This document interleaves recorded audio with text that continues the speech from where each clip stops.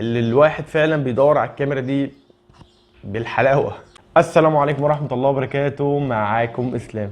الحمد لله وصلنا ل1000 مشترك بفضل الله ثم دعمكم. طبعا بشكر كل واحد حتى لو دعمني بان هو اتفرج دقيقه واحده، وطبعا شكرا لكل واحد عمل لي تعليق ودعمني فيه، وشكرا لكل اللي عمل لي تعليق واللي ما عملش. بجد ربنا يفرحكم يا رب زي ما فرحتوني.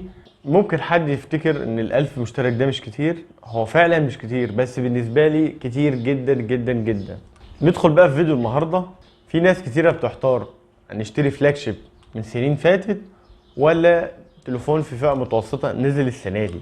في واحد كتب لي في التعليقات اسمه استاذ كريم، هو اللي اقترح عليا الاقتراح دوت، وانا عجبني الصراحه، وهعمل سلسله بان انا اعمل فلاج شيب قديم بفئه متوسطه، وبقول له شكرا جدا وشكرا لكل واحد دعمني.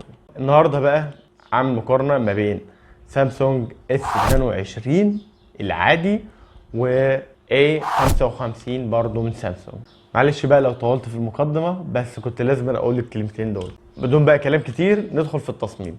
تصميم جاي فريم من الالومنيوم وظهر من الازاز ومحمي من كورنينج جوريلا جلاس فيكتوس بلس الاتنين، والاتنين شكلهم فعلا فخم وهما بيتميزوا بالنقطة دي فعلا، وشكلهم مميز. ولو حد شاف التليفون ده من ظهر بيعرف ان هو من سامسونج.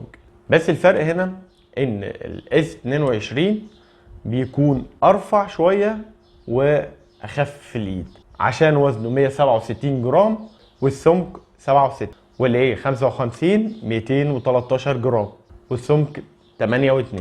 والجهاز فعلا كواليتي عاليه ومتقفل كويس، على ذكر ان هو بقى تقفيله كويس مع التليفونين معهم معياريه المقاومه الماء والغبار، الاس 22 مع الاي بي 68 والاي 55 مع الاي بي 67. يعني المعايره دي اقل حاجات بسيطه من الاس 22. طبعا انا ما بنصحش لا معاك شهاده ايه تنزل بيها في الميه.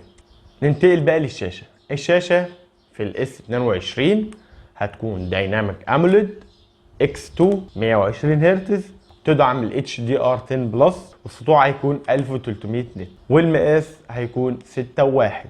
مقاس صغير شويه بالنسبه للناس، وفي ناس بتحب المقاسات ديت، ومحمي بكورنينج جوريلا جلاس فيكتوس بلس. والاي 55 هيكون سوبر اموليد 120 هرتز، والسطوع هيكون 1000 نت، وبرضه هيدعم ال HDR 10 بلس، والمقاس هيكون 6.7، وعليه طبقة حماية كورنينج جوريلا جلاس فيكتوس بلس. صراحة الشاشتين من سامسونج طبعا لا يعلى عليهم، بس ال S22 هيكون احسن في الالوان شويه، وهيكون التحديث بتاعها بينزل ويعلى معاك علشان يوفر لك في الطاقه، وده مش موجود في الاي 55 حاليا، يمكن ينزل في تحديث. وكمان نقطه في الاس 22 ان هو حوافه رفيعه جدا، تحس ان انت ماسك شاشه اصلا، ودي حاجه برضو في ناس بتفضلها وانا منهم. ننتقل بقى للمعالج. الاس 22 هيكون مع اكزينوس 2200 4 نانو تصنيع، وبينزل برضو بنسخه سناب دراجون 8 جين 1. والمعالجات ديت فعلا قويه جدا في الالعاب وكويسه. بالنسبه بقى للاي 55 مع الاكزينوس 1480 تصنيع برضو 4 نانو. المعالج دوت اقل من الاس 22، بس برضو مش معنى كده انه وحش، لا كويس في المهام اليوميه، بس هو مشكلته انه مش موجه قوي للالعاب. يعني بيشغل بابجي على 60 فريم، وده مش معناه انه هو يشغلها وحش، لا كويس. بس لو هنقارنه بالاس 22 لا، ده هيشغل دكه 90 فريم وهيكون كويس جدا. فبالنسبه للمعالجات اللي عايز الالعاب هيروح للاس 22. بالنسبه بقى لنظام التشغيل، نظام التشغيل في الاس 22 نازل باندرويد 12 ونزل له تحديث لحد اندرويد 14، والاي 55 نازل على طول باندرويد 14. والشركه موعده بالاثنين ب4 سنين تحديثات رئيسيه و5 امان، وده معناه ان الاس 22 فاضل له تحديثين فقط. اللي بيحب الاندرويد والتحديثات طبعا هيروح للاي 55 عشان هيكون مدعم للاندرويد الحديث. بالنسبه بقى الرامات في الاس 22 هتكون 8، مساحه التخزين 128 و256، والاي 55 8 و12 جيجا رام وبرضو مساحة التخزين 128 و256. هنا الرامات هتكون اكتر. ندخل بقى للكاميرات. الكاميرات في اس 22 الكاميرا الاساسيه هتكون 50 ميجا بكسل مع او اي اس. ندخل بقى الكاميرا الثانيه 10 ميجا بكسل تيليفوتو اللي هي بتكون 3 اكس اوبتيكال زوم، واخر كاميرا بتكون 12 ميجا بكسل بتاع الالترا وايد. نيجي بقى الكاميرا الاماميه بتكون 10 ميجا بكسل. في الاي 55 هتكون 50 ميجا بكسل وبرده فيها او اي اس، والكاميرا الثانيه هتكون الترا وايد هتكون 12 ميجا بكسل، والكاميرا الثالثه هتكون 5 ودي للمايكرو اللي الواحد فعلا بيدور على الكاميرا دي بالحلاوه. والكاميرا الاماميه هتكون 32 ميجا بكسل. نتكلم شويه عن الكاميرات. الكاميرات في الاس 22 هتكون احسن شويه في الكاميرا الرئيسيه عشان المعالج هيعالج احسن، وهيكون برضو الاس 22 احسن عشان الكاميرا التليفوت. الكاميرا دي فعلا ممتازه، وده المستقبل بتاع الشركات في التليفونات اللي هتنزل، وابتدى ترمي بالموضوع دوت، ودي حاجه فعلا مهمه، وبتدي كده صوره اكنك ماسك كاميرا اللي هي الكاميرا كانون كده، وبيصور لحد 30 اكس، والتليفون بيصور فيديو ب 8K، وده تصوير فعلا كتير، بس هتضطر تختار مساحه كبيره، وبيصور 4K 60 فريم. وبرضه نفس الكلام في الكاميرا الاماميه بتصور 4K 60 فريم.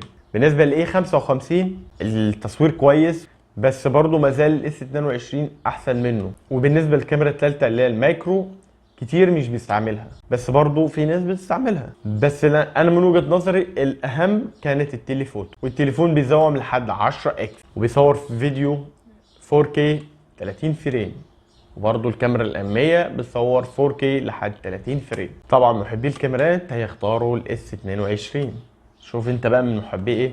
ندخل بقى في كماليات صغيره كده، يعني مثلا مدخل الكارت الاس 22 ما بيدعمش كارت زي كده خارجي، والاي 55 بيدعم، والسماعات في الاثنين استيريو صوتهم كويس. مدخل السماعات الاثنين مش موجود فيهم مدخل سماعات. بالنسبه بقى للسنسور بتاع المكالمات موجود في الاس 22 ومش موجود في الاي 55، وده مهم لبعض الناس. انا عن نفسي بفضل انه يكون في التليفون. وبالنسبه للبصمه انا مش بذكرها كتير في الفيديوهات، بس انا هذكرها في الفيديو دوت عشان الاثنين البصمات مختلفه. يعني في الاس 22 بتكون التراسونيك وبصمه بصراحه كويسه جدا، انما في الاي 55 بتكون اوبتيكال، وبصراحه سامسونج مش قد كده في البصمات في الفئه المتوسطه، بتكون بطيئه وفي ناس كتيره مش بتحبها. في ميزتين موجودين هقول لك عليهم في الاس 22 اضافيين، ان الاس 22 في مايكين عزل ضوضاء، وفي الاي 55 في مايك بس. وفي ميزه في الاس 22 ان انت تحول الجهاز لكمبيوتر، توصله على الشاشه ويشتغل الكمبيوتر، ودي مش موجوده في الاي 55. ندخل بقى في البطاريه، وفي البطاريه فيها فرق كبير بين الاثنين.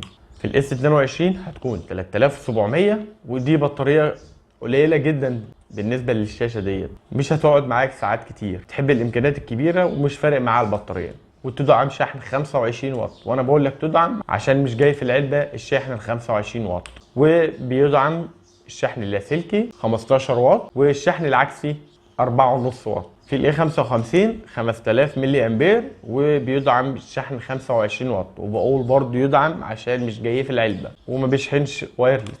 ولو وصلت لحد هنا ما تنساش تصلي على النبي وتشترك في القناه وتدعمني بلايك، ولو عجبك السلسله ديت اكتب لي في الكومنتات انت عايز تعمل مقارنه بين ايه. وشكرا.